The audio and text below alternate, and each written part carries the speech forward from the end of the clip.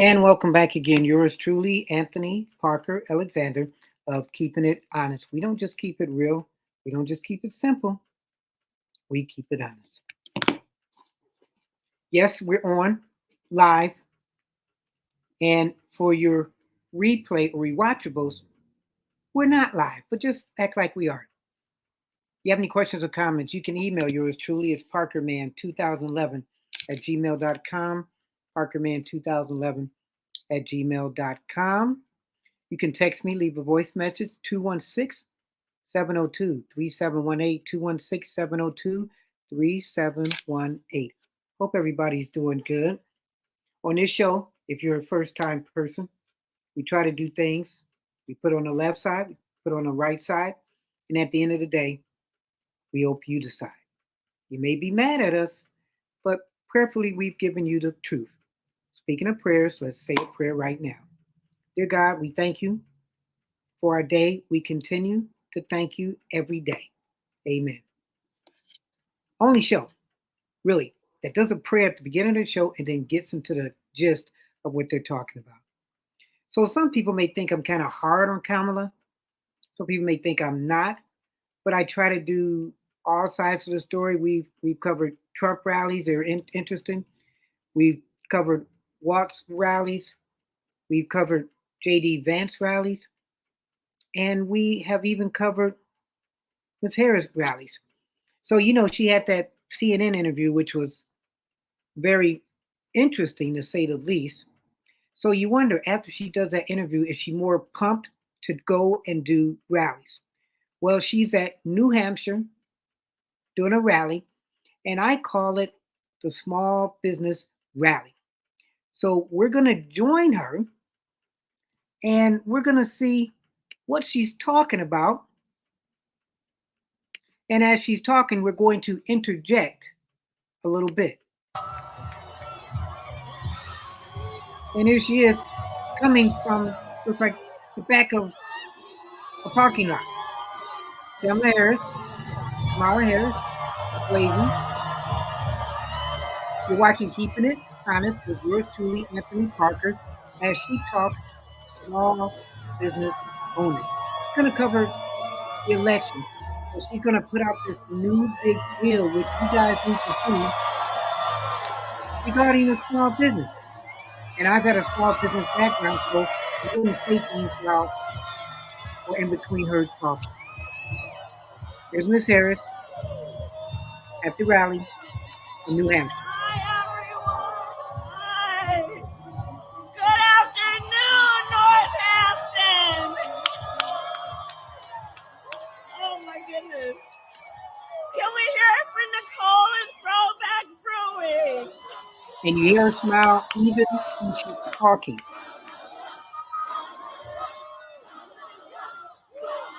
Her signs say Opportunity Hi, guys. Academy. Thank you. Thank you. Wow. Thank you all. Thank you. It's so good to be back in New Hampshire. Thank you all. Thank you. I guess she's thankful. And Doug sends his love to everyone as well. Oh, thank you, everyone. Nicole, thank you. You guys are just so extraordinary, and I applaud the way you do the business that you do and the love that you do in giving community. I love our small business owners. It is what you do. I'm going to talk a bit about you in a minute, but you are part of the fabric, the essential fabric of a community that cares about one another. Thank you for everything. Thank you.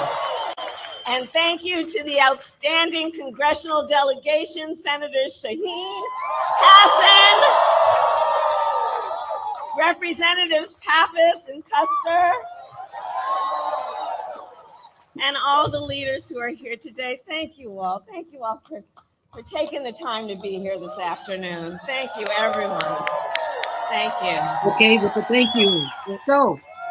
Do this. Come on. So before I begin, I do want to say a few words about this tragic shooting that took place this morning in Winder, Georgia. We're still gathering information about what happened, but we know that there were multiple fatalities and injuries. And, our hearts are with all the students, the teachers, and their families, of course.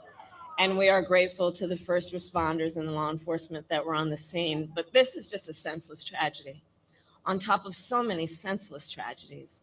And it's just outrageous that every day in our country, in the United States of America, that parents have to send their children to school worried about whether or not their child will come home alive. It's senseless. It is, we've got to stop it. And we have to end this epidemic of gun violence in our country once and for all. It doesn't have to be this way. It doesn't have to be this way. So we will continue, of course, to send our prayers and our thoughts to the families and all those who were affected, including, I'm going off script right now, but listen, I mean, at the last year, I started a college tour. And I traveled our country meeting with our young leaders, right? And so it was college age young leaders. So I did trade schools, colleges, universities, community colleges. By the way, I love Gen Z. I just love Gen Z, right? Your voter. But I'll tell you, one of the things that I asked every time I went to the auditorium, and it would be filled with these young leaders, students, and I'd ask them, raise your hand if at any point between kindergarten and 12th grade you had to endure an active shooter drill. And for the young leaders who are here who are raising their hand, I'm telling you, every time the auditorium was packed and almost every hand went up. A lot of us, I'll speak about myself, we had, I grew up in California, earthquake drills, we had fire drills, but our kids are sitting in a classroom where they should be fulfilling their God-given potential, and some part of their big, beautiful brain is concerned about a shooter busting through the door of the classroom. It does not have to be this way. It doesn't have to be this way, but why is it? We keep talking about this, whether it's Democrats or Republicans. It doesn't have to be this way. So far, at this time, there have been 29 school shootings in 2024. Last year in 2023, there were almost 50. That broke a record. We still got some months to go for this. So what do we have to do? How much of it is mental illness? How much of it is bullying? And letting you know that the shooter reportedly was a 14-year-old girl. As details develop, we're going to know more about this. But why does this have to continue? Whether you're Democrat or Republican, the answer is why. It does not have to be this way. And, this is one of the many issues that's at stake in this election. So New Hampshire, look, we have 62 days to go. 62 days to go. And I'm going to tell you what you already know. This race is going to be tight until the very end. So please, let's not pay too much attention to the polls, because we are running as the underdog. We know what they're capable of on the other side. The only thing we can take for granted is the love that we as Americans have for each other, knowing we have so much more in common than what separates us. But if the country is divided and it's going to be that close, half want Trump, half want Harris, then this country is divided. How do you get the majority of Americans to vote for that one person? They say they're the underdog, but don't believe in polls. So why do they say they're the underdog?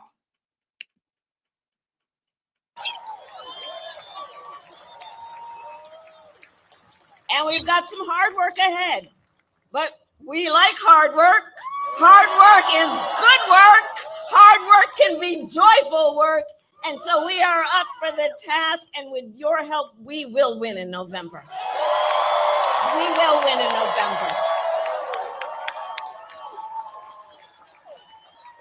And that, in large part, is because we know what we stand for. And when you know what you stand for, you know what to fight for. So make sure you put that on your website with policy issues, so we really know what you stand for.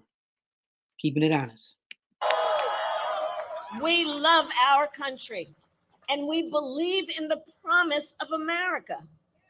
That's so much of what I think brings us all together this afternoon. We believe in the promise of America, and that includes a topic we're going to discuss today, which is what I call an opportunity economy, building an opportunity economy. And my vision of an opportunity economy is one where everyone can compete and have a real chance to succeed, where everyone, regardless of who they are, where they start, can build wealth, including intergenerational wealth, where workers are treated with dignity and everyone has the freedom to join a union if they choose. So my thing is, you were in office for 3.5 years. This opportunity economy, which a lot of people were wondering, what exactly is that? You're about to tell us today what it is, but didn't you and Joe sit down and did you ever say, hey, I got this idea, Joe, about an opportunity economy? Did he shut you down? Or was it something that you said, wow, I'm going to be running? Let me get my ideas going right now because Joe never gave me a chance and he told me to go. Where we remove barriers to opportunity so anyone who wants to start a business can have access to the tools and the resources they need to do that. I believe, and I said it before to Nicole, I believe America's small businesses are an essential foundation to our entire economy. Think about it. That's Think about already it. true. Small businesses in our country employ half of all private sector workers. Half of all private sector workers own or run a small business or work for a small business. They do trillions of dollars of business every year. They generate revenue that helps repair our roads and pay our teachers.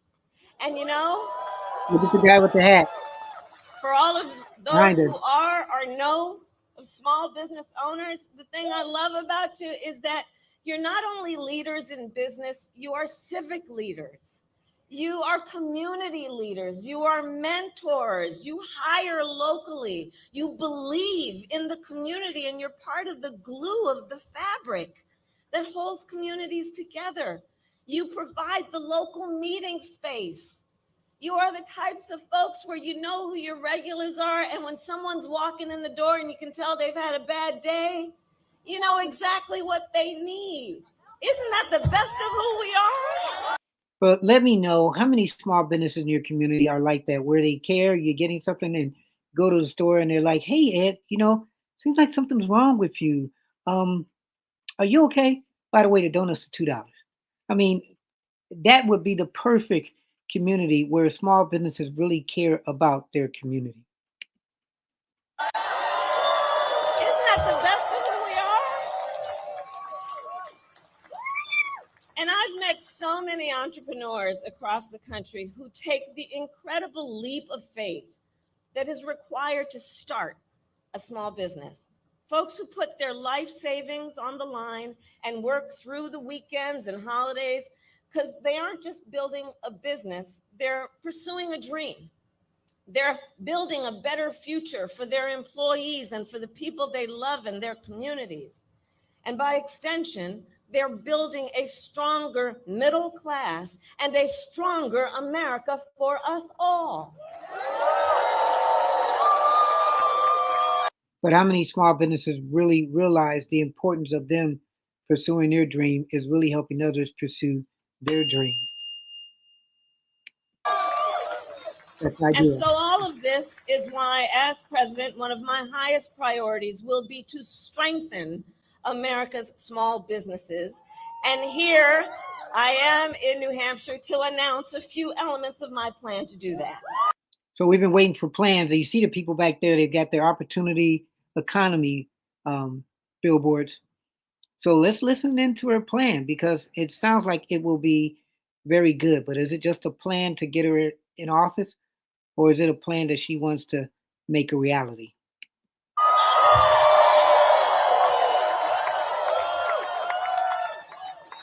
So, first, We're going to help more small businesses and innovators get off the ground. Okay.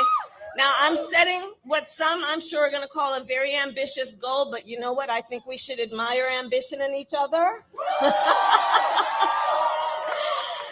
So I want to see 25 million new small business applications by the end of my first term. 25 million applications in 4 years, that would average to about 5.1 million every year. Now that's an interesting, I guess, achievement if you can do it. 5 million applications a year.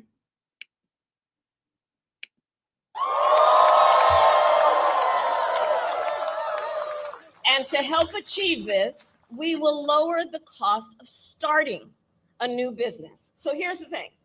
On average, it costs about $40,000 to start a new business in America. That is a great financial barrier for a lot of folks, and it can hold entrepreneurs back. And the current tax deduction for a startup is just $5,000.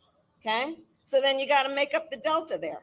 Got to figure out how you're going to do that. Not everyone has access to that kind of wealth and capital. So part of my plan is we will expand the tax deduction for startups to $50,000. That's amazing. Did that really happen? It's essentially a tax cut for starting a small business. Second, my plan will help existing small businesses grow. We will provide low and no interest loans to small businesses that want to expand. And we will, and this is very important, cut the red tape that can make starting and growing a small business more difficult than it needs to be. More difficult than it needs to be. That would be great. You can do that.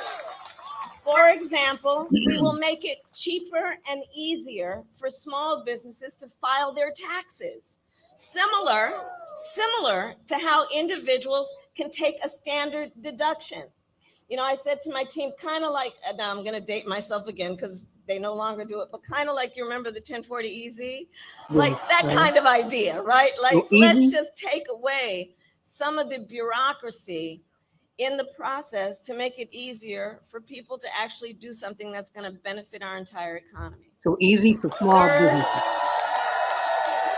Easy tax money. Third, my plan will invest in small businesses and innovators throughout America. And here's why. We know that talent exists everywhere in our country, from rural towns to city centers. But not everyone has access to the financing, to venture capital, or expert advice. It's not that they don't have the skills. It's not that they don't have the work ethic. It's access to these resources.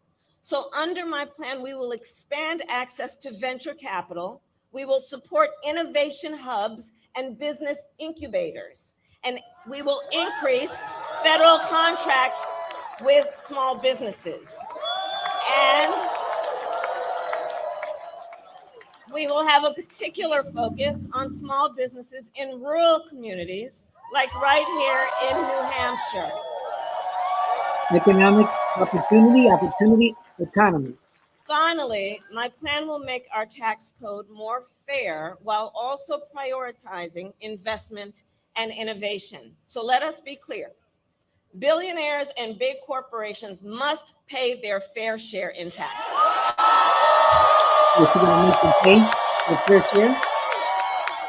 Because here's the thing. It's just not right that those who can most afford it are often paying a lower tax rate than our teachers and our nurses and our firefighters. It's just not right. Not right. It's just not right. Not right. So that's why I support a billionaire minimum tax and corporations paying their fair share.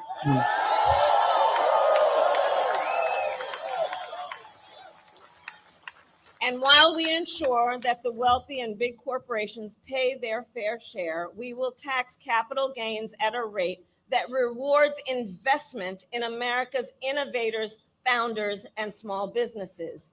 So here's the detail. Okay. If you earn $1 million a year or more, the tax rate on your long-term capital gains will be 28% under my plan, because we know when the government encourages investment, it leads to broad-based economic growth and it creates jobs, which makes our economy stronger. Now compare that to what Donald Trump plans. Here we go. Ooh, as they say. He intends to cut off federal programs that give loans to small businesses. I can't believe that. We'll have to look into He that. plans to give billionaires massive tax cuts and to cut corporate taxes by over $1 trillion, even as they pull in record profits. Hmm. His plans will add more than $5 trillion to the national debt, and that is on top of the $2 trillion tax cut he gave them when he was president and when he exploded the deficit. We know how to count. We know how to count.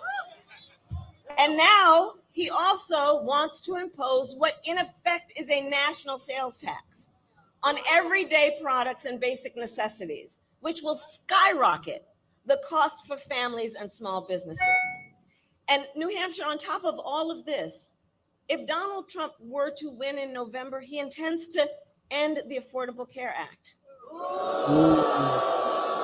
which would significantly increase costs on small businesses, as we know. And well, you know what? The courts are going to handle that, and we will handle November. How about that? How about that? I like that. You do you. Let the courts do them. That's how we'll handle that. How about that? Keep it honest. Look at the bottom of the screen. But think about it. It wants to end the Affordable Care Act, taking us back to a time when insurance companies could deny people with pre-existing conditions. You remember what that was? Children with asthma, breast cancer survivors, grandparents with diabetes.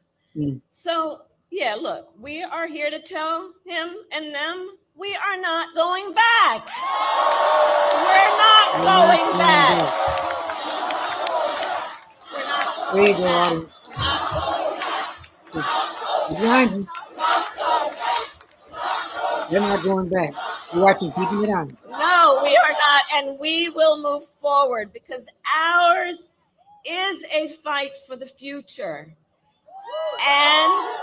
and it is a fight for freedom. And it is a fight for freedom. Now, I don't have to tell the folks of New Hampshire, the live free or die state, you know the importance of individual freedoms, fundamental freedoms. You know how hard people fought for these freedoms and that they are foundational to who we are and what we stand for as America, including the fundamental freedom of a woman to make decisions about her own body and not have her government telling her what to do. That part is true. Your own body. Take care of it. And understand how we got here. Understand how we got here. And of course, we're not going to fall for the gaslighting he's pushing, right? Mm-hmm. When he was president, Donald Trump handpicked 3 members of the United States Supreme Court with the intention that they would undo the protections of Roe v. Wade.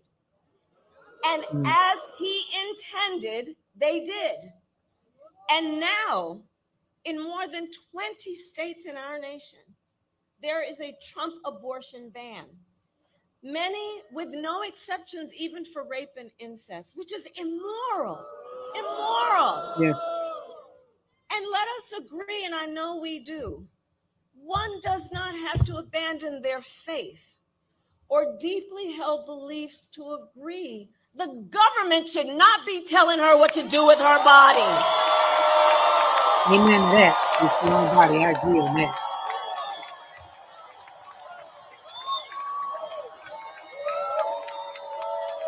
You're watching Keeping It Honest. Yours truly, Anthony. And if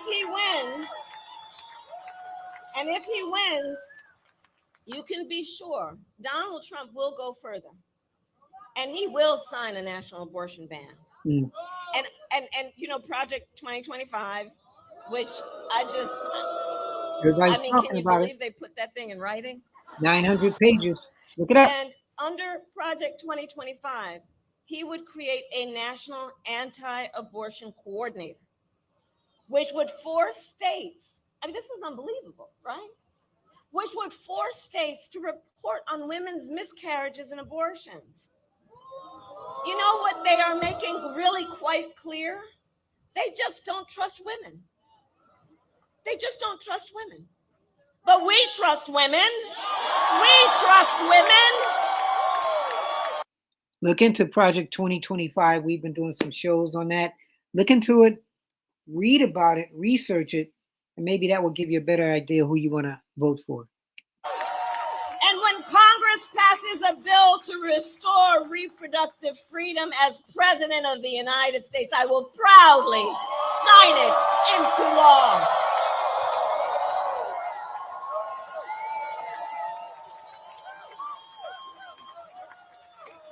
Across our nation.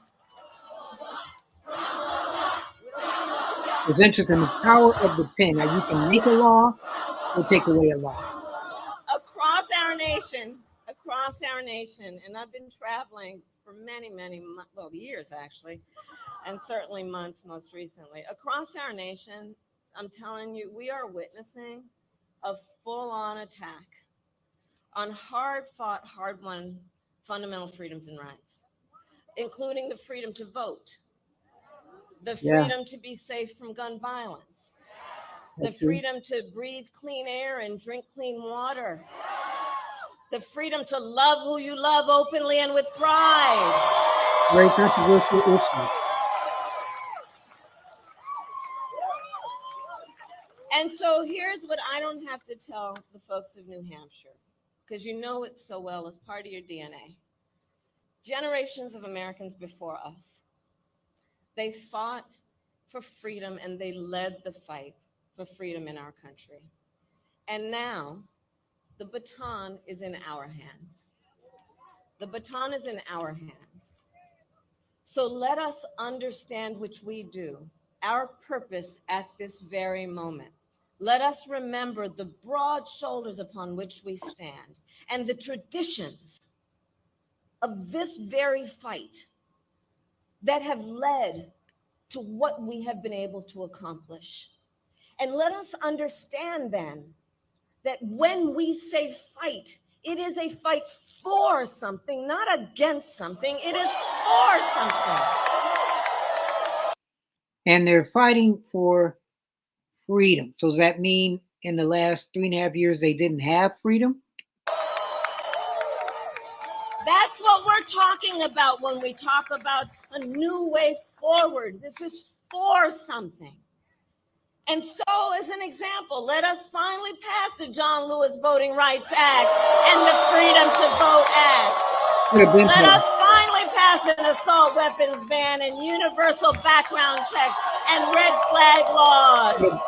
Because we are clear on that point, it is a false choice to say you're either in favor of the Second Amendment or you want to take everyone's guns away. I'm in favor of the Second Amendment, and I know we need reasonable gun safety laws in our country. Yes, you do.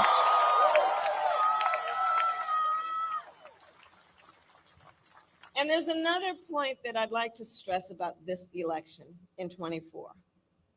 This is not 2016 or 2020. No. The stakes are even higher this time for a number of reasons, but I'm going to mention one in particular. What the Supreme Court recently did when they basically just told the former president that going forward, he will effectively be immune no matter what he does in the White House. But what if he's not in the White House?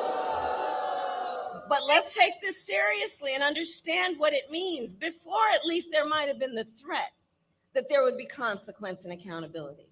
With that ruling, what this means is that almost explicitly, he has been told no consequence. And just imagine Donald Trump with no guardrails. Woo. Just imagine with no guardrails. He has openly vowed to be a dictator on day one. He has said he would end the independence of the Department of Justice, the United States Department of Justice, By the so he could 2025? have the unchecked power to seek vengeance against people who disagree with him.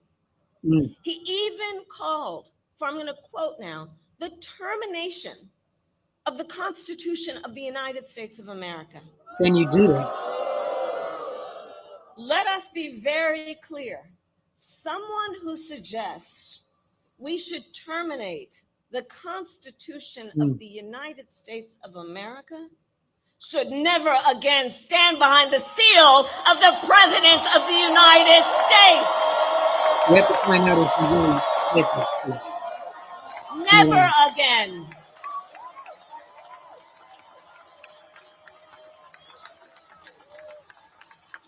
So I'll end where I started. When it comes down to it, we are all here together because we love our country. Mm-hmm. We love our country. And we know the privilege and pride that comes with being an American. And I do believe it is one of the highest forms of patriotism to fight for the ideals of our country. That is how we realize the promise of America.